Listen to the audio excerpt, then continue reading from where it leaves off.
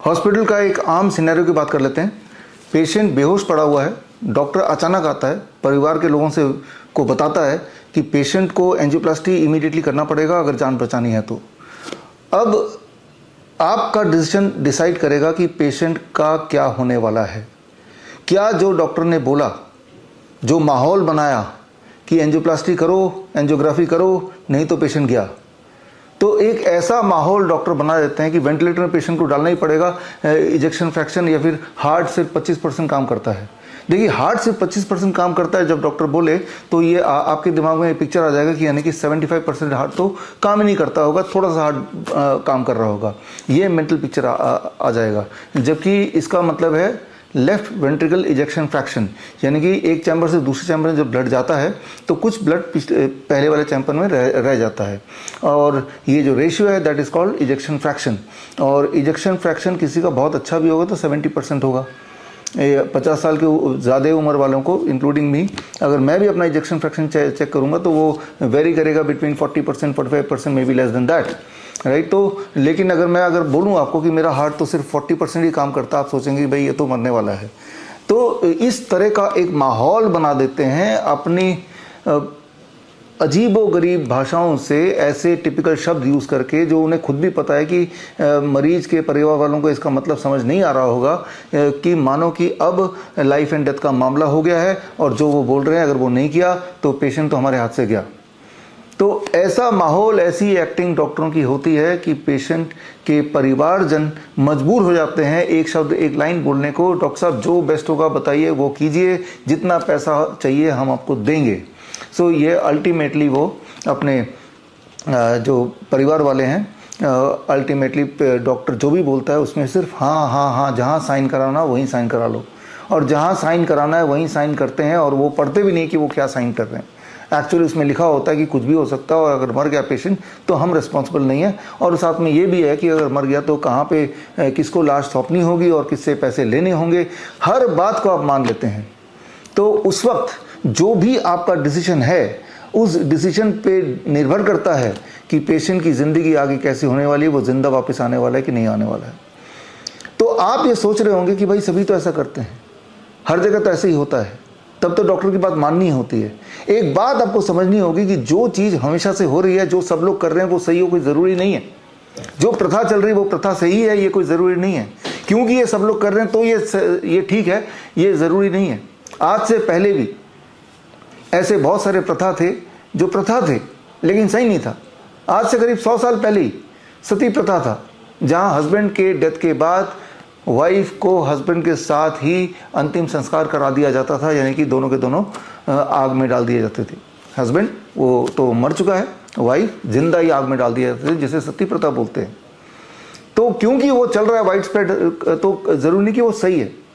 या फिर child marriage, आज से 50 साल पहले, इवन अभी भी कुछ गाँवों में चाइल्ड मैरिज होता है, क्योंकि सब लोग कर रहे हैं तो सही है, ऐसा कोई ज़रूरी नहीं है। डाउरी केस, शादी में लेन देन करना, क्योंकि सारे लोग कर रहे हैं तो सही है, ऐसा कोई ज़रूरी नहीं है। ज़रूरी यह है कि सही सवाल पूछना, ज़रूरी यह है कि जो सारे लोग कर रहे हैं उससे इन्फ्लुएंस ना होके उस वक्त सूझबूझ वाले सवाल पूछना, उस वक्त सबूत ढूंढने। सवाल यह है कि क्या एंजियोप्लास्टी करने से उस पेशेंट की जिंदा रहने के चांसेस बढ़ जाएंगे, उसकी क्वालिटी ऑफ लाइफ इंप्रूव होगी, उसका लाइफ स्पैन बढ़ जाएगा? ऐसा कोई एविडेंस है क्या? At the very first place आप हॉस्पिटल लेके क्यों गए? हो सकता है कि पेशेंट को हार्ट अटैक के सिम्टम आए, तो वहीं पे एक सवाल आता है कि क्या हॉस्पिटल ले जाने से पेशेंट के जिंदा रहने के चांसेस बढ़ जाएंगे? अभी तक तो लाखों लाखों लोग ऐसे सिचुएशन में हॉस्पिटल ले जाते रहे हैं, और इस पे कई सारी स्टडीज़ भी हुई होंगी, तो उनके नतीजे क्या कहते हैं? और कई सारे पेशेंट्स को ले जाए नहीं जा पाया होगा। तो जो पेशेंट नहीं जा पाए हार्ट अटैक के बावजूद भी हॉस्पिटल, वर्सेस जो पेशेंट को ले जाया गया, क्या ये देखा गया कि जो पेशेंट को हॉस्पिटल पहुंचा दिया गया उसके मरने से पहले, तो उनमें वर्सेस जो पेशेंट हॉस्पिटल गए नहीं, क्या कोई फ़र्क है? क्या कोई इम्प्रूवमेंट देखी गई in terms of the life span, in terms of the quality of life? तो ऐसे एविडेंसेस को देखना ज़रूरी है, इस तरह के सवाल पूछना ज़रूरी है, इस तरह की तैयारी रखने की ज़रूरी है, क्योंकि आपका जो डिसीजन है वो उस पेशेंट के आने वाली ज़िंदगी, अगली सांसों को तय करता है। जब डॉक्टर बोलता है पेशेंट का तो हार्ट 25% काम कर रहा है, वेंटिलेटर पे रखना होगा, आपका एक साइन पेशेंट की जान ले सकता है। ये सारी बातें आपको समझनी होगी। आप ये एक्सक्यूज दे ही नहीं सकते कि मैं तो लेमैन हूं, ये तो मेरा काम नहीं है। लेकिन उस वक्त जब साइन कर रहे हैं तो वो आपके एक साइन पे पेशेंट की सांसें रुक भी सकती हैं। तो इस तरह के कई सारे सवाल हैं। जैसे एक बच्चे को डॉक्टर ने घोषित कर दिया तो ऑटिज्म का बच्चा है, ऑटिज्म का इसके अंदर ऑटिज्म का सिम्टम है, अब जिंदगी भर ऐसे ही रहेगा। तो क्या ये सच है? उस वक्त वो बच्चा अपने लिए कुछ नहीं कर सकता, वो बड़ा छोटा है, 3 साल का बच्चा है, डायग्नोस्ड विद ऑटिज्म। उस वक्त जो भी उसके फैमिली मेंबर डिसाइड करेंगे वही उसका भविष्य है। क्या यहाँ पे आपकी रिस्पॉन्सिबिलिटी नहीं है ये ढूंढने की जरूर कोई सोल्यूशन होगा? जरूर नहीं कि अब तक कोई ऑटिज्म का बच्चा ठीक नहीं हुआ तो ये बच्चा भी ठीक नहीं होगा। इस तरह के सवाल करने आपके लिए जरूरी है। एक पेशेंट डॉक्टर घोषित कर देता है ये तो ट्यूबरकुलोसिस है, आपको तो 2 साल इलाज कराना ही पड़ेगा। ऐसे खतरनाक दवाइयाँ जो ट्यूबरकुलोसिस की बीमारी से ज़्यादा भयानक बीमारी है, मतलब ये दवाई लेने के बाद इस तरह के सिम्टम आते हैं जो ट्यूबरकुलोसिस के सिम्टम से भी कई गुना ज़्यादा खतरनाक होते हैं।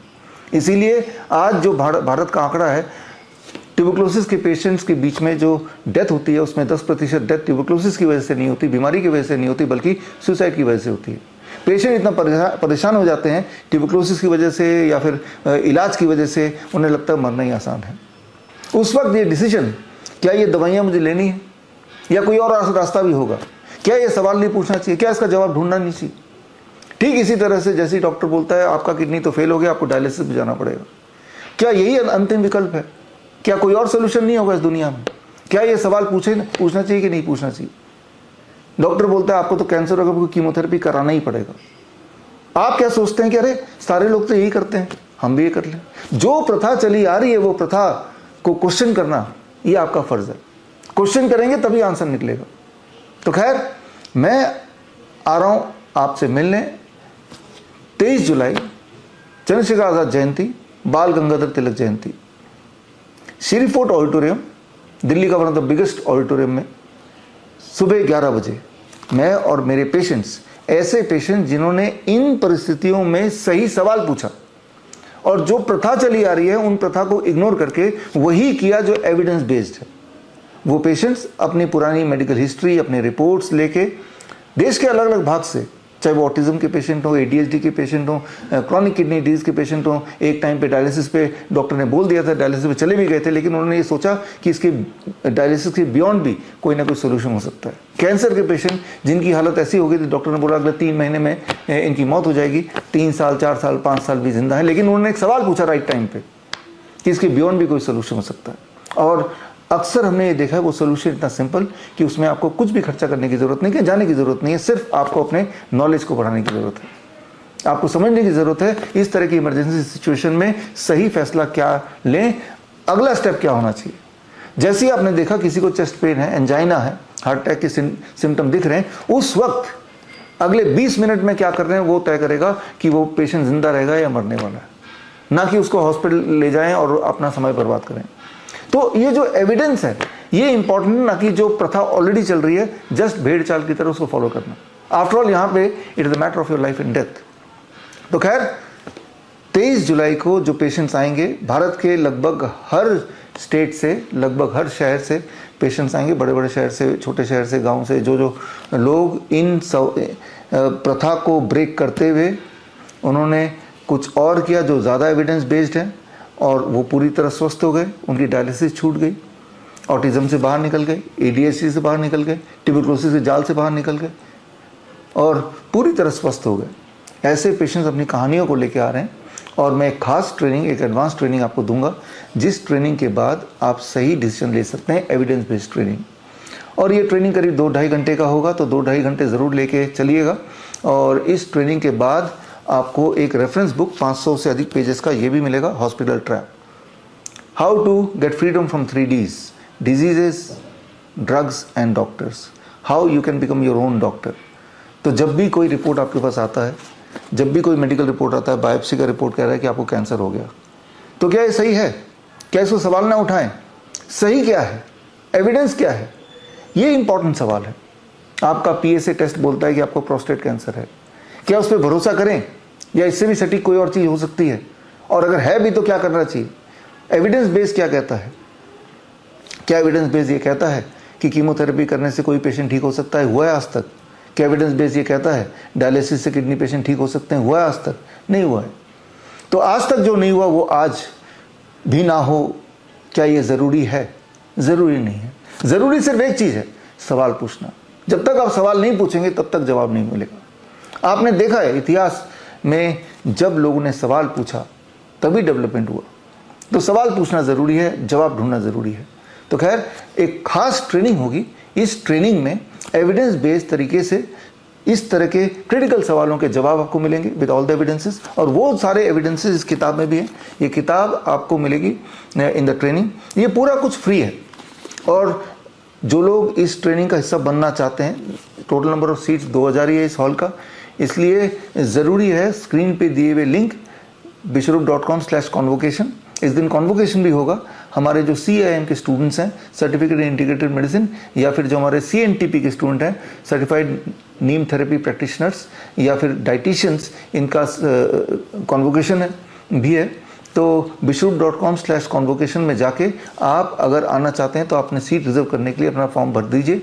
फ्री है सारा कुछ। आपके साथ कोई आ रहे हैं तो उसका नाम भी लिख दीजिए, +1 कर दीजिए, +2 कर दीजिए, और हम आपको एक एंट्री पास भेजेंगे। दैट मीन्स कि आपका सीट रिजर्व है।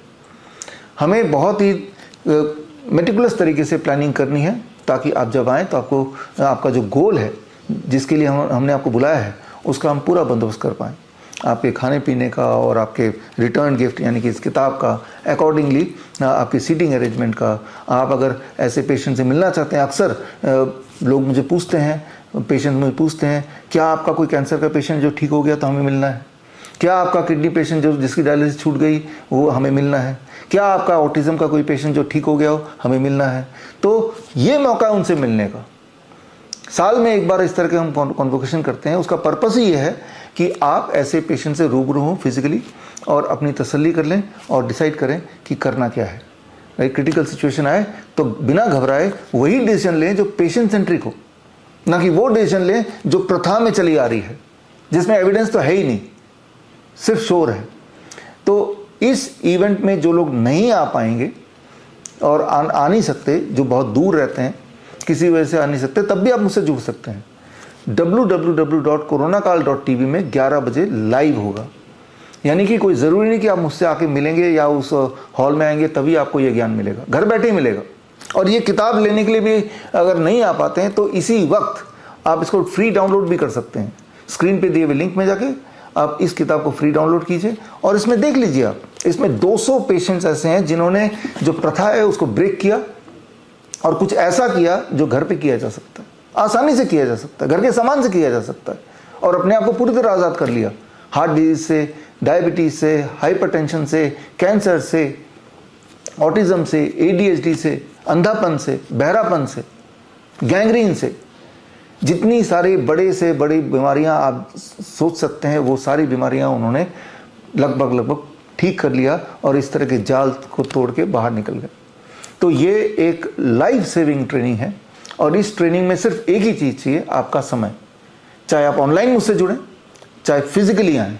फिजिकली मैं इसलिए बुला रहा हूँ ताकि आप तसल्ली कर लें, ऐसे पेशेंट्स को आप पास से देख लें, उनकी रिपोर्ट्स की जांच करनी तो वो भी कर लें। वो आई इसलिए रहे ताकि आपको अपनी कहानी बता सके, आपको प्रेरित कर सके कि जो भी कंडीशन आपकी है, चाहे आप कीमोथेरेपी के जाल में फंसे हैं, चाहे आप डायलिसिस के जाल में फंसे हैं, चाहे रोज इंजेक्शन इंसुलिन आप दिन में 4-5 बार लगा रहे हैं, इससे बाहर निकला जा सकता है, हर बार निकला जा सकता है।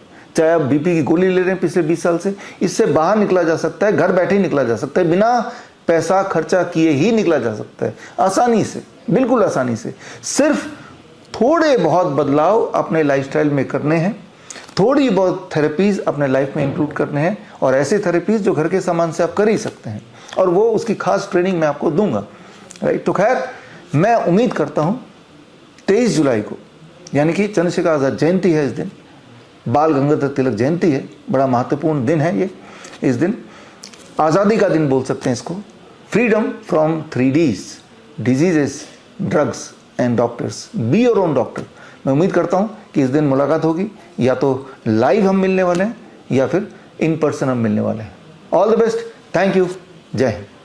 बड़ी से बड़ी बीमारी का आसान से आसान इलाज घर बैठे ही हो सकता है। अधिक जानकारी के लिए कॉन्टैक्ट करें नियरेस्ट डॉक्टर BRC clinic@home।